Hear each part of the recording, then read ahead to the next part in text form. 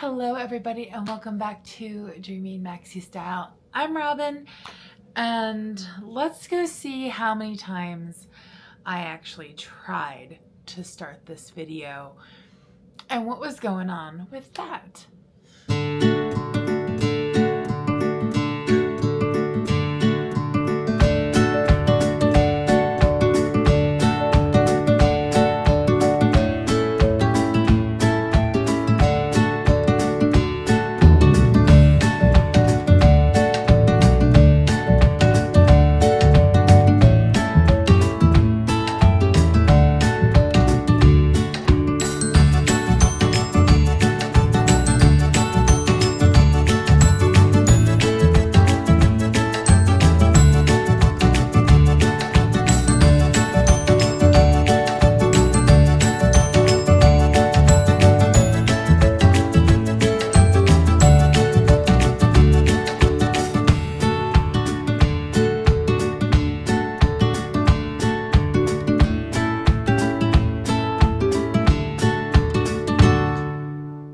So as you guys can see, I have tried to start this video multiple times.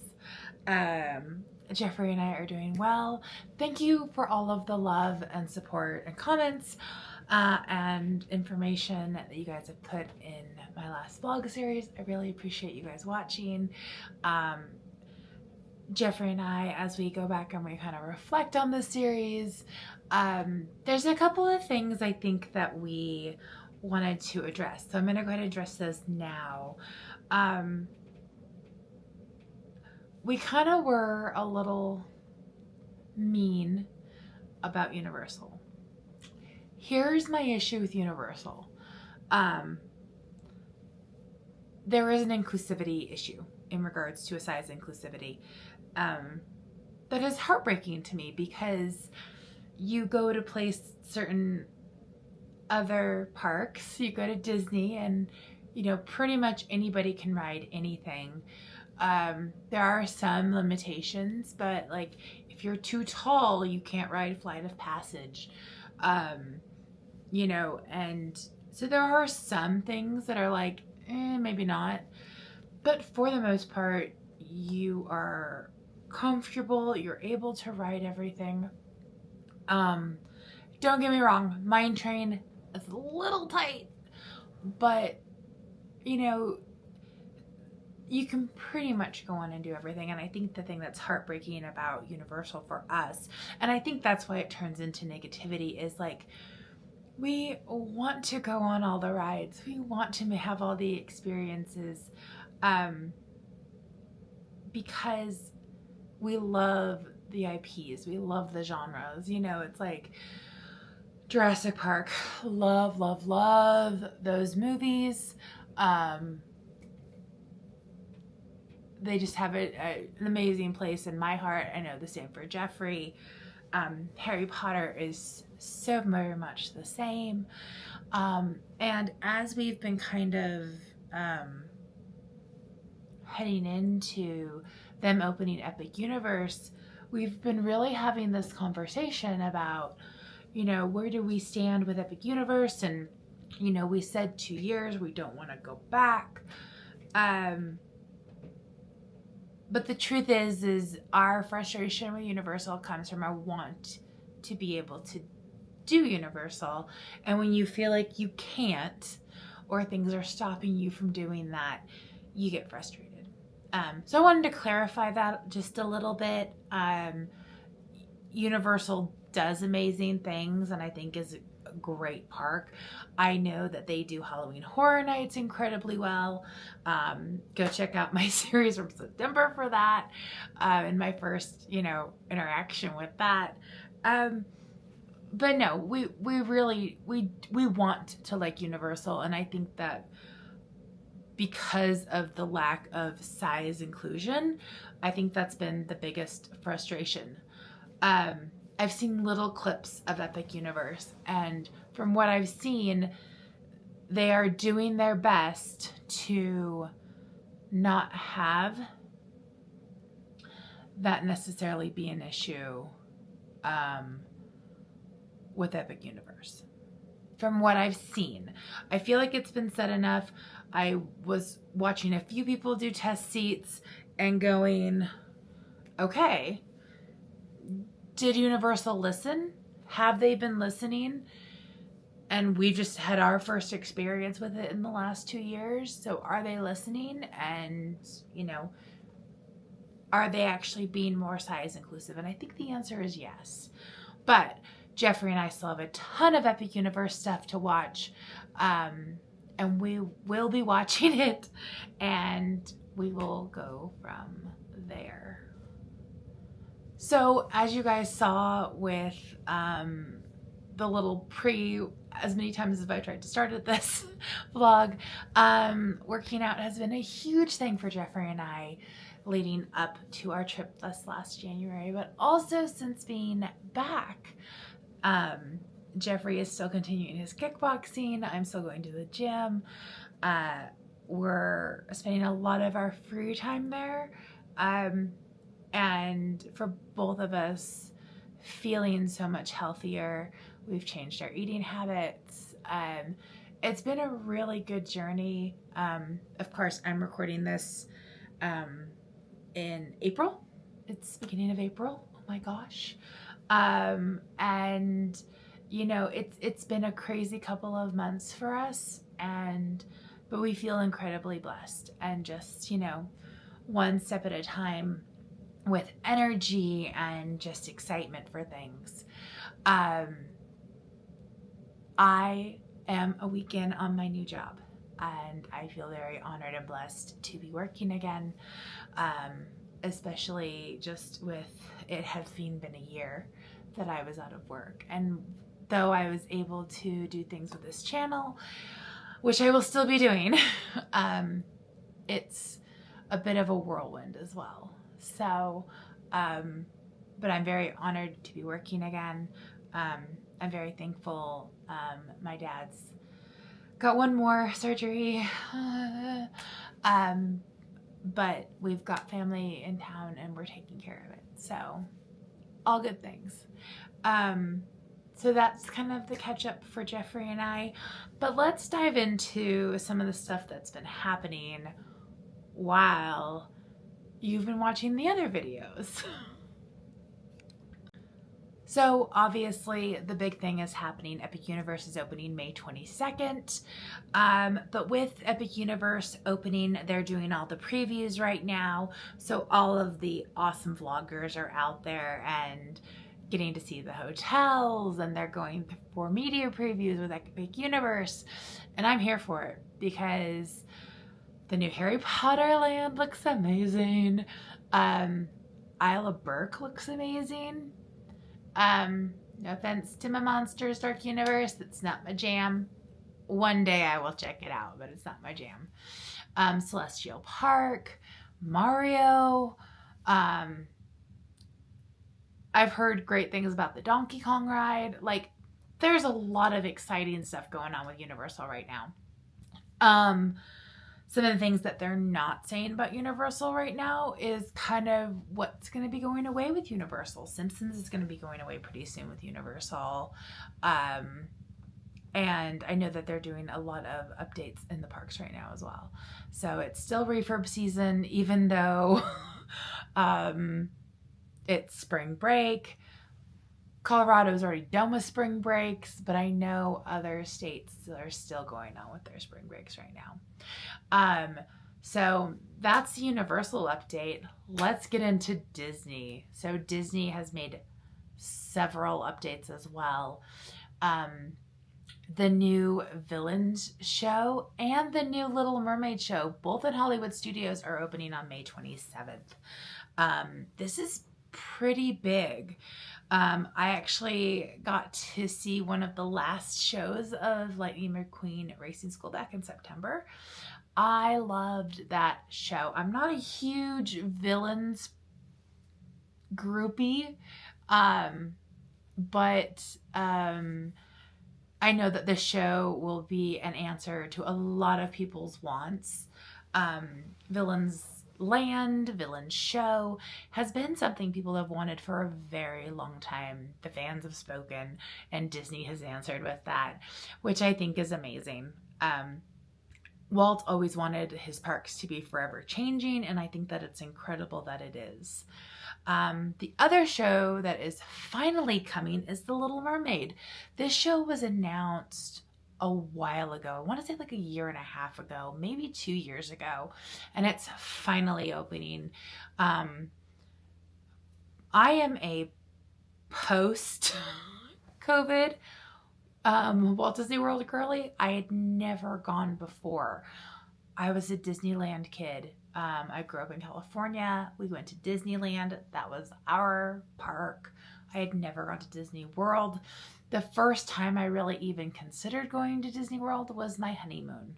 And then when the pandemic happened, we were planning a huge anniversary trip to California, doing Disneyland, going to a Dodger game, and then the pandemic hit, and thankfully we were able to get our money back, and we had been saving gift cards in regards to Disney, and we ended up saving up enough to go to Walt Disney World.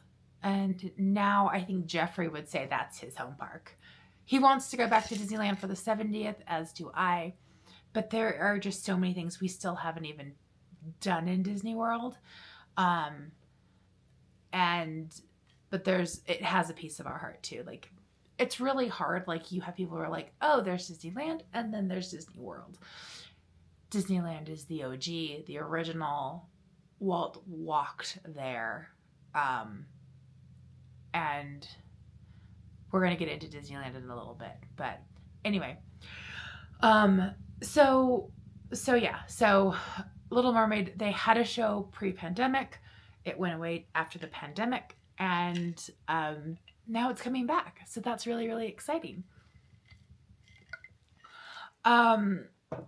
So those are some new things that are coming. Another huge announcement with this summer is both of the water parks will be open this summer for Disney. Since the reopening of the parks after COVID, it has been either none or just one, and now both are coming back. And H2O Glow is coming back to Typhoon Lagoon. I'm really hoping I get to go again this summer. It was such a fun thing that we did last summer and really, really enjoyed it. But work schedule may not allow it, depending on what days they do the H2O Glow. So, I will be definitely keeping an eye on that. So good things are coming to Disney World. So Disney's announced quite a few things with, kind of button up to its rival with Epic Universe happening in May. Right now, Epcot is still having the Flower and Garden Festival, and that's going on until June 2nd. I've heard and seen really good things about the festival. A lot of great favorite returners, some new stuff that's made a huge dive into positivity. Yacht Grub and Beach Grub, I've heard, are two amazing booths. I'm hoping to be able to go for at least a day in May. Go out and come back. It all is pending because of my job. So I'm hoping to be able to make that work, but then we're going to go for quite some time with no festival.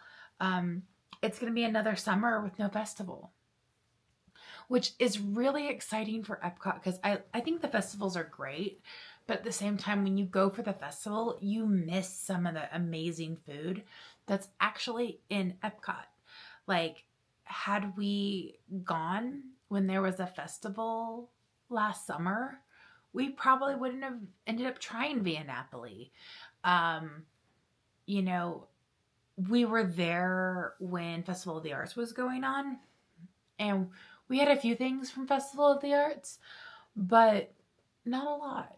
I'm imploring Disney right now, please bring back my lobster poutine from 2021. Can you please bring that back? Because that was absolutely delicious. So good. I just loved it. I absolutely loved it. So yeah, going into another summer with no festival. And then I don't believe that they've actually announced the Food and Wine festival dates yet. And I'm pretty sure that they won't. I'm guessing it's going to be end of August, if I had to guess. So, lots coming up with Disney World. Also, It's Tough to Be a Bug has officially closed, and they are working on the new Zootopia show, which I believe is going to open at the end of this year. It should be opening around Christmas time, is what they're saying. I haven't heard any news on Test Track yet. They're still saying summer. But that will be something fun coming back to Epcot, and Epcot will be complete again. Yay. Until they do the next thing. So as of May 27th, we've got Hollywood Studios, that basically they're opening back up. Pretty much everything as Muppets closes. I believe the last day for Muppets 3D is June 13th, June 14th, something around there. And I believe that is also going to be one of the last days for the land itself, including Pizza Rizzo, and obviously Muppet Division 3D, because that's the only two things back there. So they're bringing back 2 shows just in time to be closing down Muppet Vision 3D. We've still never seen it. I'm hoping I will get to see it before it goes away, but I don't know. Like I said, job things. As we just talked, It's Tough to Be a Bug has closed. And then also, they have really been working on getting the new land, replacing Dinoland, going. Lots of things have disappeared. Lots of scrim is up. I think Animal Kingdom is a very fun park. They've got the new baby Basco tiger out. Basco was adorable. Jeffrey finally got to see footage of him yesterday. He's just so cute, and he's growing so fast. But it's just a lot of excitement with all the different things that are happening there as well in Animal Kingdom. I think I've always loved starting my day in Animal Kingdom, just because I feel like if I rope drop it, I can do Flight of Passage. Na'vi River Journey is not a must do for me, so I'm okay passing on that. I love doing the safari. I love Everest. In case you didn't know, go back and watch any one of our videos where we're at Animal Kingdom, and we will have ridden it multiple times. And then, of course, very much enjoy Dinosaur. And Jeffrey and I were actually having this conversation. We enjoy Dinosaur more now than I think we ever really did before. I think that we've ridden it more. We've sat in different places in the ride vehicle more. And I think we've kind of just like found a good groove with where we actually enjoy sitting there. And Dinosaur and the Boneyard are staying through, I believe, Christmas of 2025. But who knows? They haven't given an official end date in regards to that, but I don't think that they're going to close Dinosaur until they have opened Zootopia, and possibly even gotten some of the Tropical Americas opened, to be honest. It'll be interesting to see how construction goes with that. I think we're looking at least a year before we start seeing too much pop up. But it's going to be exciting no matter what. So I'm pretty sure I've covered everything that's going on in Disney World. We are expecting a new nighttime parade this summer. But again, they haven't made a date announcement. We are expecting a refresh on Buzz Lightyear. No specific date on that either. And then we don't know when Big Thunder's coming back up still, and we don't know when we're losing Tom Sawyer Island and the Riverboat. But it's all a process, right? You gain one thing, you lose another. Something I will say is Jeffrey and I have definitely been keeping an eye out on the after hours. That's something we definitely want to continue to do. We loved doing Typhoon Lagoon. We really enjoyed our Magic Kingdom after hours that we did on our trip in January. Again, go check out those vlogs to see what it was like. And so they don't do an Animal Kingdom after hours, but they do Epcot and they do Hollywood Studios. So I think one of those will be our next go when we get a chance. So let's jump over to Disneyland as I continue to drink my iced coffee, my iced protein coffee. I'm on the protein coffee kick, kind of mixing it up a little bit. This is a Premier. I'm not a huge fan of Premier, but this one was a salted caramel truffle. And I added it with my creme brulee Javi coffee that I got for Christmas. I really was excited to try the Javi coffees. But I'm not a huge fan of them. I don't get the flavor. When I pair it with the Premier Protein, all I get is the Premier Protein flavor. And I'm putting in a good chunk of coffee, ladies and gentlemen. So I have it. I'll drink it. Well, not let it be a waste. So let's talk about Disneyland. Disneyland. I have missed my Disneyland. And we are going definitely either this summer or this fall.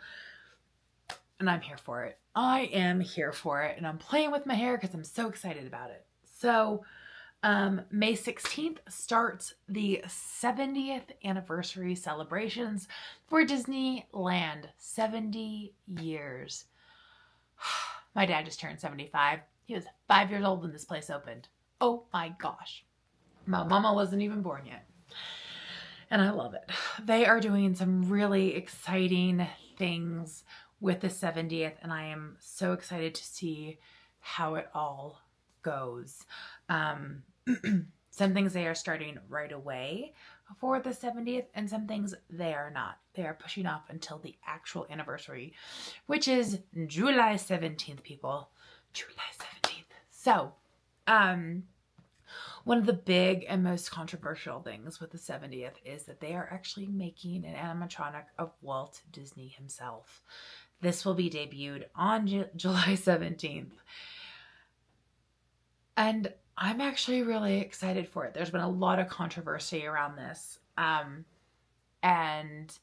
I am very, very excited for the opportunity to see this.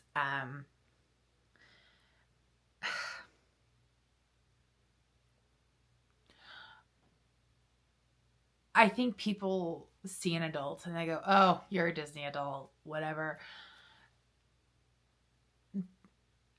I feel like as an adult, you have to have the ability to dream. When you're a kid, it's easy to dream. It's easy to have hopes. When you're an adult, it's not as easy because you've lived life and you've had loss. And reality kicks you in the butt a little bit harder.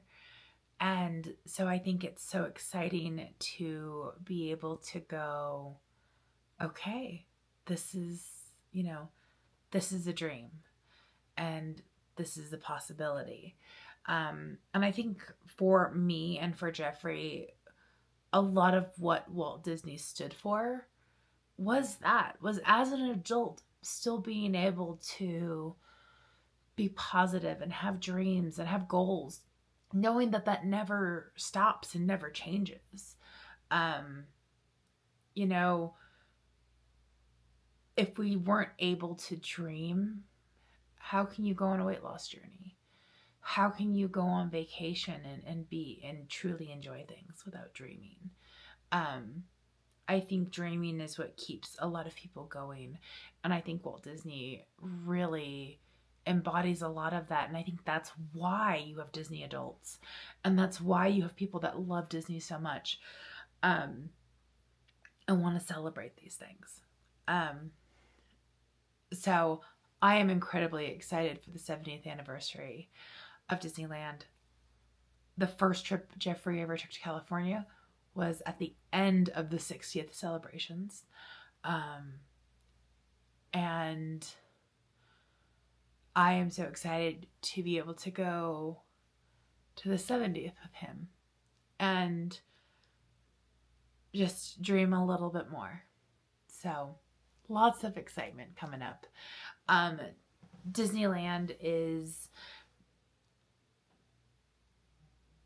has changed a lot since Jeffrey and I went last. We were trying to go last summer. It didn't happen. The last time we went with the kids, Toontown was closed. So we still haven't seen the new Toontown. Their version of Tiana's in that area.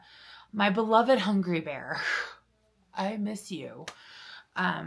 There's a lot of things that we haven't gotten to see in a long time. And I'm excited this year to be able to take you guys with us, because I haven't gotten to take you to Disneyland yet. And so I'm really excited for that.